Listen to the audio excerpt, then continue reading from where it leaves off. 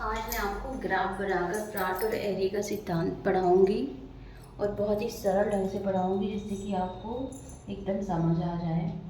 चलिए तो फिर स्टार्ट करते हैं। पर्वत, पठार, मैदान हैं, वह उनका घनत्व तो एक समान होता है। इन सब का घनत्व तो एक समान होता है, एक समान होता है, लेकिन गहराई अलग अलग होती है। ये बात किसने कही? एरी ने। अब यहाँ पे मैं आपको ग्राफ बना के समझाती हूँ जरा। जैसे मान लीजिए कि एक हमारे पास पारा से भरा हुआ पात्र है। ये मेरे पास एक पात्र है पारा से भरा हुआ। जैसे मान लीजिए कि हमारे पास एक पारा से भरा हुआ पात्र है, इसमें ये पारा भरा हुआ है। ये क्या है? पारा से भरा हुआ पात्र। ओके, यह है पारा से भरा हुआ पात्र। अब इसने कहा कि जो पारा से भरा हुआ पात्र है तो इस जगह का घनत्व है 65%। इसने बोला इसका घनत्व है। और जो पर्वत, पठार और मैदान हैं उनका घनत्व इसने बताया। जैसे मान लीजिए ये है पर्वत, ठीक है, ये है इसके बगल में पठार और ये है मान लो मैदान, ठीक। अब इसने कहा इसी तरीके से यहाँ पर ये हो गया पठार और ये हो गया मैदान।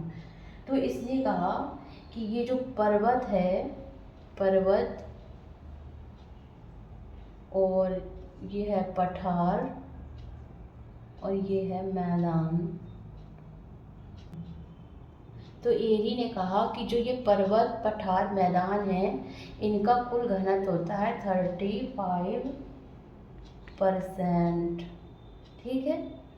इसने बोला है कि इनका कुल घनत्व होता है 35% और जो नीचे पारा में ये पारा है, जो इस पारे में जितना एरिया डूबा हुआ है पर्वत का, पठार का, तो इसका घनत्व हमेशा अधिक होता है। इसने पर्वत, पठार, मैदान इसने कहा एक समान होता है लेकिन गहराई अलग अलग होती है। इसका भी अपना सिद्धांत ठीक है। इस 1854 में मत दिया था। किसने? एरी ने। भूसंतुलन का सिद्धांत है। ये सिद्धांत प्राट और एरी दोनों के विचार से मिलकर बना हुआ है। तो सबसे पहले एरी ने बताया था कि पर्वत, पठार, मैदान इन सब का घनत्व तो समान होता है लेकिन इनकी गहराई अलग अलग होती है। ये इसने अपने पूरे सिद्धांत में बताया। इसने कहा कि यदि पर्वत बहुत लंबा है तो वह उसकी गहराई, जो वो पृथ्वी के अंदर डूबा हुआ है, तो उसकी गहराई भी अधिक होगी। और जबकि पठार उससे कम ऊंचा है तो पठार की गहराई कम होगी, लेकिन घनत्व एक समान ही होगा। ये कहा है एरी ने। अब देख लेते हैं कि प्राट ने क्या कहा। प्राट ने क्या कहा देख लेते हैं। प्राट ने बताया ऊंचा है तो पर्वत का कम होगा। जैसे मान लीजिए पठार है, पठार से भी नीचा है मैदान, नीचा है मैदान, तो मैदान का घनत्व अधिक होगा। बात आई समझ में? इसने कहा है कि जैसे पर्वत ऊंचा होता है तो पर्वत का घनत्व कम होगा, जबकि पठार और मैदान नीचे हैं तो उनका घनत्व अधिक होगा। इसको भी हम आपको ग्राफ के माध्यम से समझा देते हैं एक समान गहराई तक ही डूबते हैं। इसका कहना है कि पर्वत, पठार और मैदान सब एक समान की गहराई पर डूबते हैं, जबकि एरी ने कहा था कि गहराई अलग अलग होती है और घनत्व एक समान होता है। इसने कहा घनत्व अलग होता है और गहराई एक समान होती है। जैसे मान लीजिए ये एक महासागरीय तल है, ठीक है, ये महासागरीय तल है। क्या है? महासागरीय तल। ओके, ये महासागरीय तल है। तो इसने इस महासागरीय तल का घनत्व बताया 0.0, इसने घनत्व बताया। अभी देखते जाना। महासागर के बाद आया मैदान। जैसे मान लीजिए ये महासागर है, थोड़ा सा उछला हुआ, इससे आ गया मैदान, ये हो गया मैदान। तो इसने मैदान का घनत्व बताया 2.9। इसके बाद आ गया पठार। तो मैदान से थोड़ा उठा हुआ आ गया पठार, ठीक है, ये हो गया पठार। तो इसने पठार का घनत्व बताया 2.8, ठीक है। अब आप यहाँ से, आई होप कि आपको ये अच्छे से समझ आ रहा होगा। इसने समुद्र का जो तल है, ये समुद्र तल है, इसने समुद्र तल का घनत्व बताया 3 घनत्व बताया 3.0, जबकि मैदान का बताया 2.9 और पठार का बताया 2.8। अब ये बताएगा जो पर्वत होते हैं बड़े बड़े, उनका घनत्व ये बताएगा। ये मान इसने पर्वत का घनत्व सबसे कम बताया है, इसे पर्वत का घनत्व बताया 2.7। अब देख लीजिए, इसने समुद्री तल का घनत्व बताया 3 और मैदान का 2.9, पठार का 2.8 और पर्वत का 2.7, यानी कि इसने पर्वत का सबसे कम घनत्व बताया। किसने? प्राट ने। तो इसके कहने का सीधा सिद्धांत ये था कि ऊंचा स्तंभ कम घनत्व।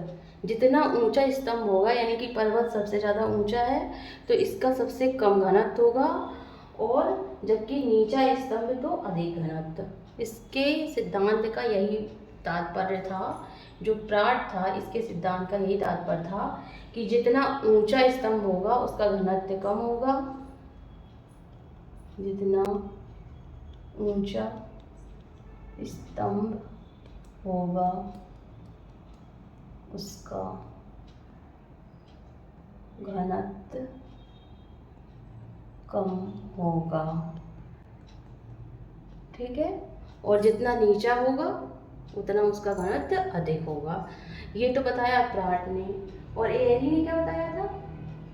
एरी ने बताया था कि घनत्व एक समान होते हैं, चाहे पर्वत हो, पठार हो, मैदान हो, समुद्री तल हो, सबका घनत्व एक समान होता है, जबकि जो उनकी गहराई होती है, जो उनकी ऊंचाई होती है, उसके हिसाब से वो अधिक गहरे होते हैं, अधिक डूबे हुए होते हैं, लेकिन घनत्व उनका एक समान होता है। इसने बताया घनत्व अलग अलग होता है, गहराई एक समान होती है। और प्राट ने कहा था कि गहराई एक समान होती है और घनत्व अलग अलग होता है। जैसा कि मैंने आपको यहाँ बताया कि सागरी तल का इसने इतना बताया, मैदान का इतना, पठार का इतना और पर्वत का इतना।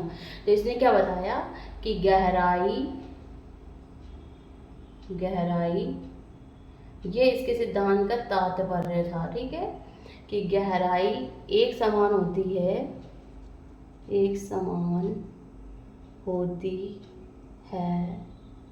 जबकि घनत्व अलग अलग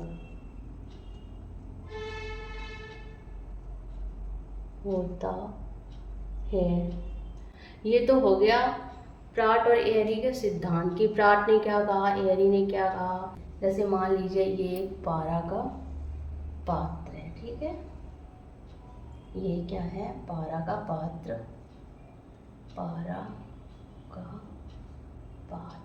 ठीक है। अब होता क्या है कि यहाँ पे भरा हुआ है पारा, ठीक है, पारा भरा हुआ है पूरे में, ठीक। अब ये हो गया आपका पर्वत। अब यहाँ पे मैं आपको दोनों का बता दूंगी। और ये आपका हो गया पठार और ये हो गया आपका मैदान।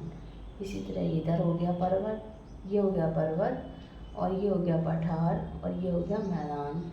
अब इसने बताया क्या है, जो ये है तो ये है 65% घनत्व, ठीक है। यहाँ पर है 35% घनत्व। ये किसने बताया, ये बताया था एरी ने, एरी, ठीक है।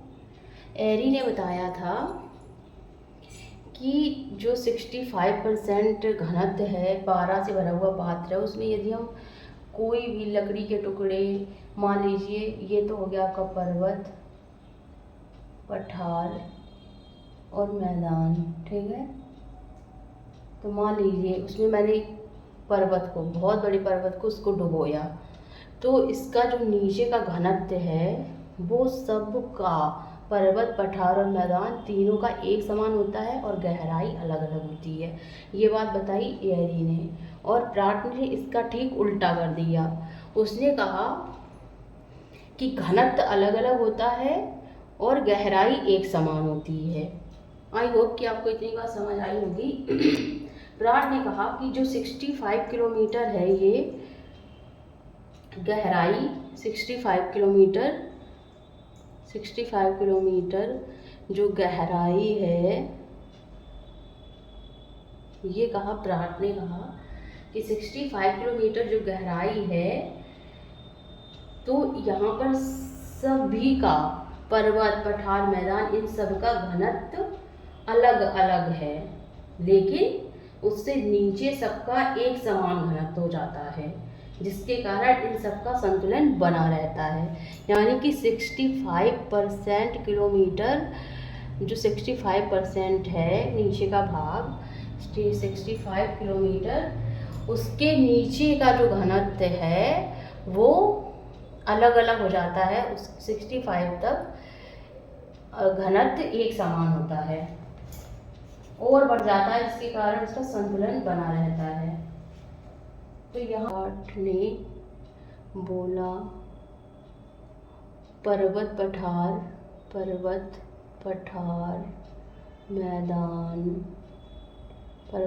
मैदान, इन सब की गहराई एक समान होती है। उसने ये कहा एक समान होती है गहराई, और उसने कहा घनत्व अलग अलग होता है। तो इन दोनों ने अपना अपना मत दिया अलग अलग तरीके से। संतुलन का सिद्धांत, ठीक है। तो ये दो लोगों का है, ठीक। इसमें अपना मत दो लोगों ने दिया था, एरी और प्राट ने, ठीक है। तो जो एरी था, इसको कितने लोगों ने सपोर्ट किया, चलिए वही देख लेते हैं। जॉली और हॉर्न्स ने, जॉली और हॉर्न्स ने समर्थन किया, किसको, एरी को। और प्राट को डटन ने समर्थन किया, ठीक है। जब प्राट का था और संशोधित एरी के समान था। तो इसने, ये फोर्ड और बॉबी ने दोनों को समर्थन किया था। एक पॉइंट प्राट का ले लिया और एक पॉइंट एरी का ले लिया।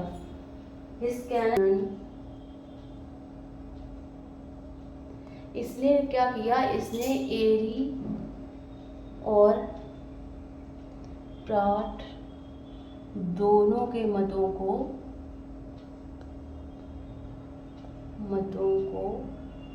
इसने मिक्स कर दिया। फोर्ड था, इसने पहले का जो पॉइंट था वो इसने प्राट के सिद्धांत से उठाया और दूसरा पॉइंट एरी के सिद्धांत से उठाकर अपना सिद्धांत बना दिया। और हिस्कैनियन ने क्या किया, इसने एरी और प्राट दोनों के सिद्धांत को मिक्स कर दिया कि हाँ, घनत्व भी एक समान होता है, घनत्व अलग अलग भी हो सकता है, और गहराई एक समान होती है और गहराई अलग अलग भी हो सकती है। तो दोनों को इसने मिक्स कर दिया, इसलिए इसके सिद्धांत को कहा गया मिक्स कर दिया। संतुलन ऐसे बना रहता है, जैसे मान लीजिए ये कोई पर्वत है, ठीक है, ये कोई पर्वत है, पृथ्वी पर यहाँ पे मैदान है। अब यहाँ पे कई तरीके की नदियाँ भी हैं, तो होता क्या है, अपर्दन होता रहता है, पृथ्वी पर होता है अपर्दन। और अपर्दन होने से क्या होता है, अपर्दन और निक्षेपण की क्रिया होती है पृथ्वी पर। अपर्दन, ये है पृथ्वी, ये है पर्वत और ये है नदियाँ, ठीक है। तो होता क्या है कि पृथ्वी पर नदियाँ बहती हैं तो अपर्दन और निक्षेपण पर की प्रक्रिया होती रहती है। तो इस प्रक्रिया के होने से होता है क्या कि पर्वत के ऊपर से जितना भार हटकर समुद्र में गिरता है, पर्वत से पठारों से भी नदियाँ निकलती हैं, ठीक है, नदियाँ निकल रही हैं। तो जो पर्वत का ऊपर का जो हिस्सा है, जितना टूट के इन नदियों के जरिए समुद्र में गया, ठीक है, हटकर समुद्र में गया, उतना ही मेंटल के जरिए पृथ्वी के नीचे जो मेंटल की परत है, जैसे मान लीजिए पृथ्वी के नीचे मेंटल की ये परत है, मेंटल की परत है, ठीक है। तो जो पृथ्वी के नीचे मेंटल की परत है, मेंटल के जरिए जो ये ऊपर का हिस्सा नदियों के द्वारा, नदियाँ बह रही हैं जो नदियों के द्वारा जो ये हिस्सा टूटकर समुद्र में चला जाता है, तो मेंटल नीचे है तो मेंटल के द्वारा वो हिस्सा टूट कर वही नीचे से जुड़ता रहता है, जिसके कारण क्या होता है कि पृथ्वी पर भू संतुलन बना रहता है। संतुलन सिद्धांत बहुत अच्छे से समझ आ गया होगा कि एरी ने क्या कहा, प्राट ने क्या कहा, एरी को किसने समर्थन किया, प्राट को किसने समर्थन किया और किसने इन दोनों के सिद्धांत को मिक्स कर दिया। यही प्रश्न बनते हैं बड़ी बड़ी प्रतियोगिता परीक्षाओं में और बहुत पूछा जाता है एरी और प्राट का, इसलिए मैंने सोचा कि क्यों ना मैं आपको इस क्लास को आज पढ़ाऊँ। तो यदि वीडियो पसंद आया हो तो हमारे चैनल को सब्सक्राइब करें, वीडियो को लाइक करें और शेयर करना बिल्कुल ना भूलें। जय हिंद। फिर मिलते हैं नए टॉपिक के साथ, नई उमंग के साथ। बाय बाय दोस्तों।